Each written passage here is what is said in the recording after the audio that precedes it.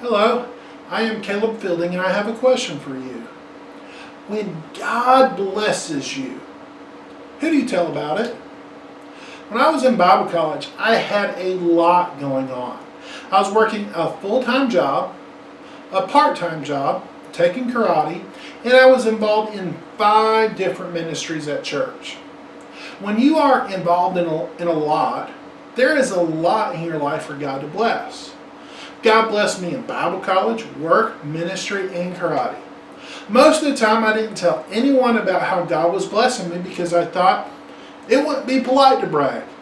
Or I thought people didn't care. Or I thought, why share my blessing when the people I would share it with are blessed so much more than me? I mean, my mountaintops would be valleys to these people. Because I did not share the things I was blessed with, I was living a very isolated life. The Bible tells us in 1 Corinthians 12, 25 and 26 that there should be no schism in the body, but that the members should have the same care one for another. And whether one member suffer, all the members suffer with it, or one member be honored, all the members rejoice with it. To have a right relationship with your local church, when someone is honored, someone should rejoice with them. I was going to church and God was blessing me in Bible college, ministry, my job, and my hobby. And I was disobedient and kept those blessings to myself.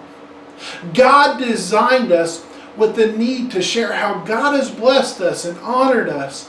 And I was suffering because I went to church and kept it all to myself, which kept me isolated. You know, in marriage, it is very easy for one spouse to rejoice when the other spouse is honored. It's natural because they live together, so they know what's going on in each other's lives. They know how important that honor is to the other person, how hard they work to get there, and what it means to the person who is honored. So when one of them is honored, not only do they know about it, but they know all the steps it took to get there, because their lives are so intermingled. When one of them is honored, it's as if both of them are honored. So it's very natural for both of them to rejoice together when one of them is honored. As a single adult, it is very easy to be isolated. So even though you work hard and spend a significant amount of time to get some objective done, when you finally get it done and get honored for it, it is very easy for you to be honored and have nobody care. That's not healthy. As a single adult, you will have to be intentional about getting this relational need met. You have a God-designed need in your life for people to rejoice with you when God blesses you.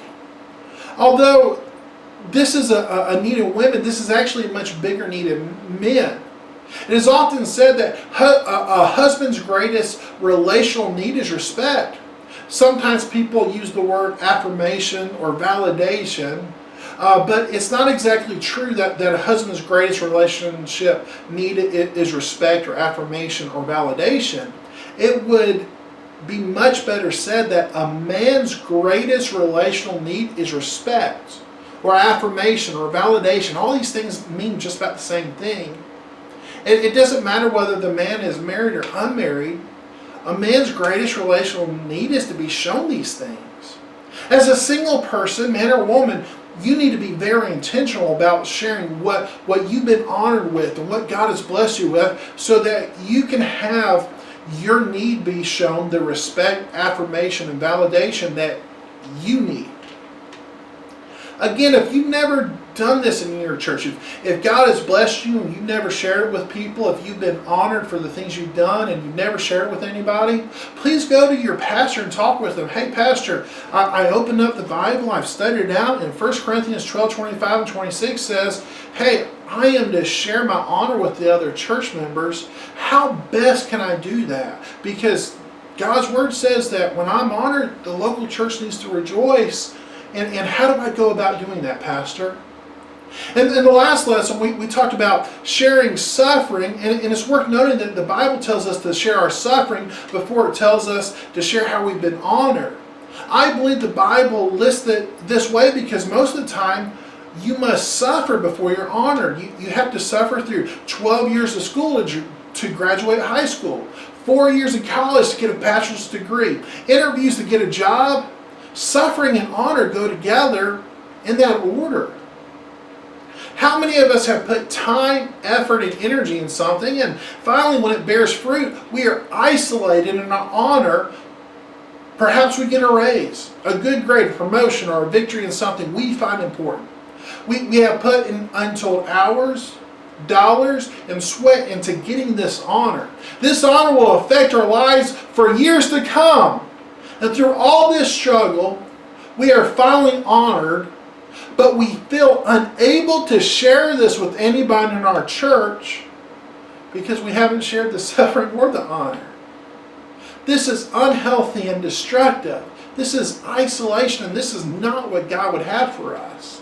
Many times what happens is we look around in our church and we see people getting honored in much bigger and better ways than we are. Maybe they're getting engaged or married, having babies, buying homes, or getting jobs we couldn't even imagine having.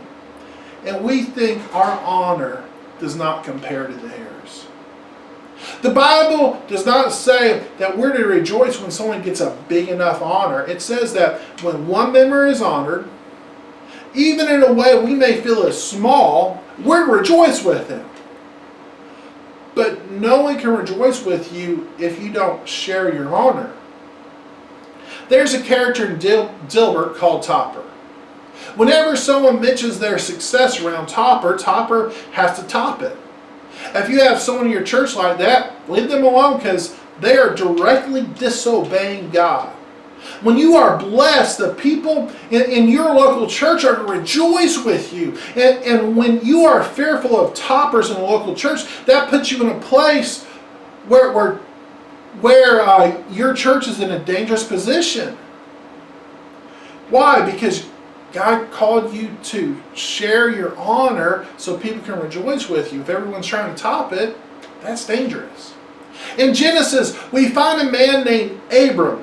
Later he was called Abraham. And God honored him with a wife named Sarah. In Genesis 12 and Genesis 20, Abram said that Sarah was his sister and never mentioned that he had the honor of being married to Sarah. Sarah never mentioned that she had the honor of being married to Abraham. They never mentioned what they had been honored with because of what? Fear. And God nearly destroyed 2 countries because of it. Technically, Abraham and Sarah never lied. They just never mentioned their honor. Not sharing their honor nearly destroyed 2 countries, but when they finally revealed that they had the honor of being married to each other, those 2 nations that God was about to destroy were rescued. I do not know what God has honored you with. I do know that it's very easy to let fear reign in your heart and life and not tell anyone about what God has done for you. But it is destructive for you and your church to keep your mouth shut about what God has done for you. Are you willing to be obedient despite your fears and share what God has honored you with? No one can rejoice with you until you share your honor with them. Once you are sharing your honor with others, that allows others to respond by sharing their honor with you and giving you the chance to rejoice with them. Does anybody in your local church trust you enough to share with you how God has blessed them?